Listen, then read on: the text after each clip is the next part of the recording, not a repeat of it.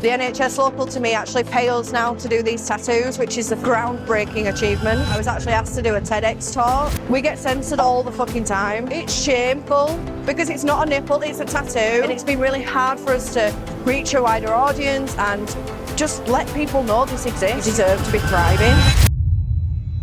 My name is Lucy Thompson. I'm from Bradford, West Yorkshire, and I'm a medical tattoo artist. That means I started off my career as a traditional tattoo artist 12 years ago, and then I started specialising in 3D nipple tattoos around 8 years ago. And a 3D nipple tattoo is basically a tattoo that looks like a nipple, that looks like a protruding nipple, and I do those for people from the breast cancer community. I can tattoo toenails, belly buttons, webbed feet. There's a lot that you can do with this skill set to help give people confidence and restore like body parts that have gone. It's also suitable for people that have had gender affirming surgery, that may have lost their nipples through surgery. It's a lot of it comes from the power of choice over your body. I feel like there's a lot of empowerment in that, and everyone should have access to be able to choose what is best for them. I did a lot of scar cover-ups early on in my career, and I just loved seeing how transformative they are and how it helped people feel amazing instantly.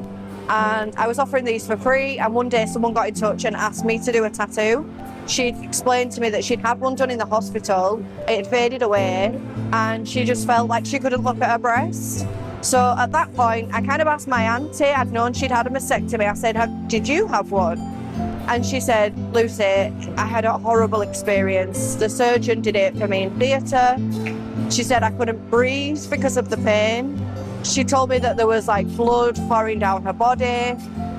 Honestly, it was really hard for her to say that, and then she said it sort of faded within months, and then she hadn't looked at her breast since, and that was 10 years previously, which is just insane. That is the standard that is offered in the majority of hospitals, not just in England, but worldwide. Surgeons, nurses are put on a 2-day tattoo training course, and they're allowed to tattoo people. 2 days. It's crazy. It's one company that trains these people, and I think they must have some kind of and everyone agrees and believes them. No one's ever challenged it until I came along.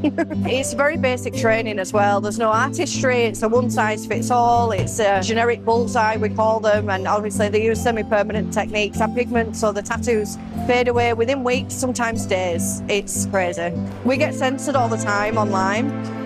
All the fucking time. It's shameful because it's not a nipple, it's a tattoo, and it's allowed in the guidelines. It is, and it's been really hard for us to reach a wider audience and just let people know this exists. You know, people don't talk about nipples. Nipples are a taboo thing. If we just reach someone that may be interested in training, or someone that's like, do you know what, I'm just grateful to be alive. I don't want to go back and complain that I've got a shitty tattoo, and I'm like, but you deserve to be thriving. You shouldn't be just settling. If anything, like seeing them flourish it's just beautiful. Honestly, it's like everyone deserves to feel that good. They deserve to feel sexy and whole again. And it's such a little thing, but it has such a big impact on people. We ask people to do a flash for nip, like a flash day. I know people do a lot of flash days, and because we're not a mainstream charity, they always go to the mainstream charities. But if anything, we need it more. We're run by volunteers, you know, we don't pay anyone's wages because we exist to fulfill our charitable purpose. So to get support from our community in any capacity it's why we do this, it's why we're here, you know, it's why we attend these events. Started the Nipple Innovation Project charity in 2018. We are very proudly the first charity to exist offering this service. It was from a place of pain and purpose to change the system, to not only make the tattooing more accessible to people, but to grow a directory to get more artists involved. I actually train people now in this, so we offer the tattoos for free because we don't feel that cost should be a factor when considering a higher quality service. After everything they've lost to cancer, they deserve the absolute best, you know. They deserve a nipple that's custom to them. Through our charity, we are building a directory of artists throughout the whole of the country. So anyone that needs a service can access it. And the best way to do that is through our website, nipcharity.org. And they can find an artist that's been through our rigorous testing to make sure that we're offering safe, consistent options to people. We wanted to make it inclusive before, where people could just look. Some tattoos learn on their own, you know, we get that. But what if they were faced with someone that had had like necrosis, which is death of body tissue? If you haven't had training with how to deal with that skin, it's really fucking hard. So we can't just rely on, oh, they're good at what they do. There have to be some sort of checks. We are a registered charity, you know, we don't take it lightly. So I know that might put some people off, but on the same thing, I think that'll bring the right people forward that are committed to respecting that this is actually a whole nother craft of tattooing. So there's only really semi-permanent training out there. The reason why is because there wasn't a standard before. We've had to set a standard. So they have to meet our prerequisites, because if they didn't, then we'd be just as bad as the NHS. Yes. So they have to be able to provide like case studies and things to the standard that we have set. And we've just had to do, we weren't as strict when we started, but then we were like, no, we need to have some rules in place. We've become the gold standard here, so we need to be able to be like, actually, we've proved that we've done our checks through the trustees, the board, and everyone's maintaining that standard. So it's tattoo artists like myself that have decided to focus on medical tattooing and add that to their career. And they often tend to have like a really nice, beautiful, safe space that's private to work from.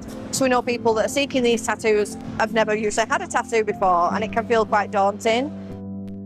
I offer a mentorship style training. It's like a 6-month commitment. It's nothing like anything else there is in the UK. It took me 2 years to develop it. I feel really strongly about that extended learning period. And if anyone's interested in learning, I am offering a discount for the convention, so I'm happy to carry that on for if anyone shows an interest from this, I guess. We're building that directory and just making it more accessible and trying to raise awareness that this is an option and people don't have to go through losing their nipples multiple times. We are the first charity to partner with the NHS, so the NHS local to me actually pay us now to do these tattoos, which is a groundbreaking achievement. Following from that partnership, I was actually asked to do a TEDx talk, which was just an incredible experience, and that is now circulating through the NHS, and we've had interest from dozens of trusts looking to join us in the same capacity throughout the country. So there's going to be a really huge demand for artists doing this work to a high quality, safe standard very, very soon. So if anyone's interested, we'd love to hear from you.